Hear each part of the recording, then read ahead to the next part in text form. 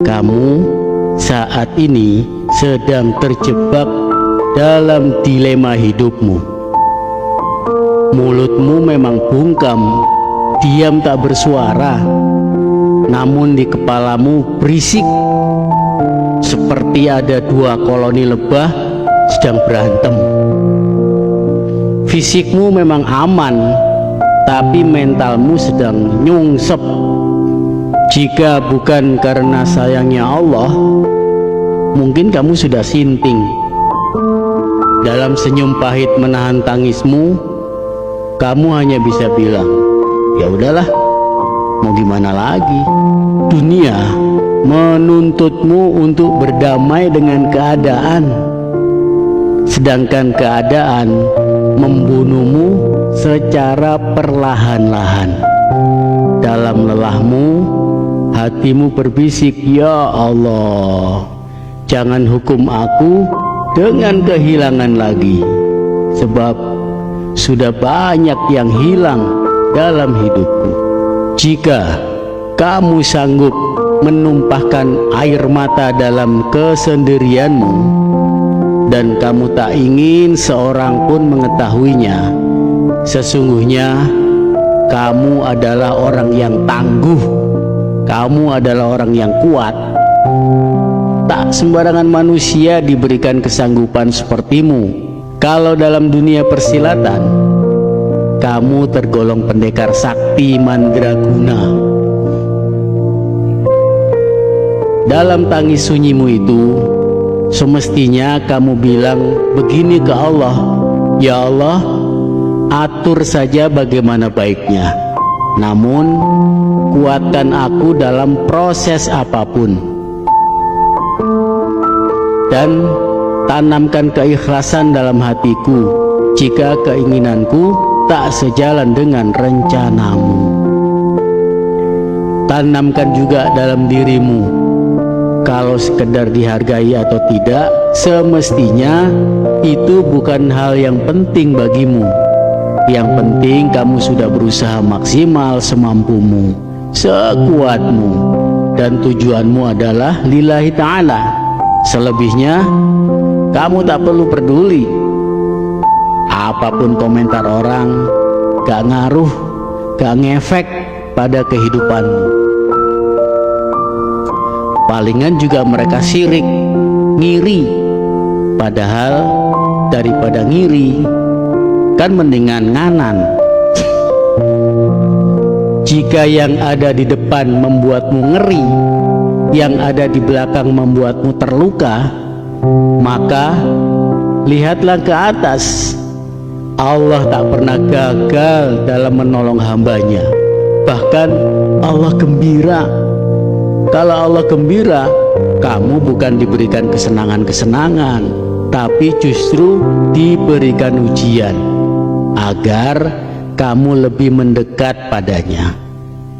Intinya, kamu harus punya karakter tahan banting. Jangan sampai kalah sama tikus. Iya, tikus. Tikus-tikus itu pernah diuji coba oleh Dr. Kurt Richter dari Harvard University. Tikus-tikus itu diletakkan di dalam kolam untuk menguji seberapa lama mereka bisa bertahan di air. Rata-rata karena kelelahan mereka akan tenggelam setelah 15 menit. Tapi disinilah keajaiban terjadi. Sebelum semua tikusnya tenggelam, para peneliti turun tangan. Mereka mengeluarkan tikus-tikus itu dari air, mengeringkan mereka, lalu membiarkan tikus-tikus itu beristirahat selama beberapa menit. Kemudian menempatkan kembali ke kolam untuk babak kedua. Kira-kira menurutmu para tikus itu bisa tahan berapa lama? Tikus-tikus yang sudah diambang kelelahan bertahan pada upaya kedua mereka.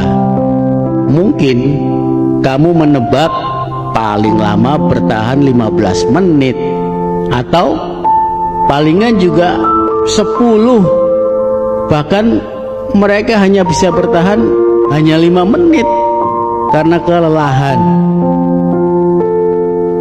Tapi kamu salah. Mereka mampu bertahan selama 60 jam secara menakjubkan. Ya, kamu nggak salah dengar, 60 jam atau kurang lebih 2,5 hari non-stop bertahan berenang. Makhluk kecil itu memaksa tubuh mereka jauh melampaui batas yang mereka rasakan, karena mereka yakin pada akhirnya mereka akan diselamatkan. Mereka punya alasan untuk tetap terus berenang. Jika alasan yang kuat sanggup membuat tikus yang kelelahan untuk berenang selama 60 jam, apa alasan yang kuat bagi dirimu untuk berjuang? Kenapa kamu ada di dunia ini? Apa alasanmu? Ingatlah pada saat-saat terberat dalam hidupmu yang penuh derita dan air mata.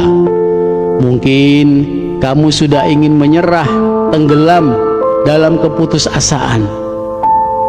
Maka jika begitu, ingatlah kisah tikus yang menginspirasi itu.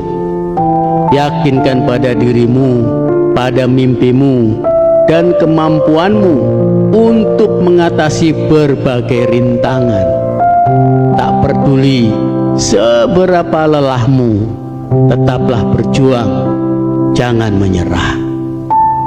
Tekad dan keyakinan dirimu dapat membawamu pada kebaikan lebih jauh lagi, bahkan lebih jauh dari yang pernah kamu bayangkan. Semoga Allah Subhanahu wa Ta'ala membersamaimu, menguatkan hati dan mentalmu hingga masuk ke dalam surganya. Wallahu a'lam bishawab. Assalamualaikum.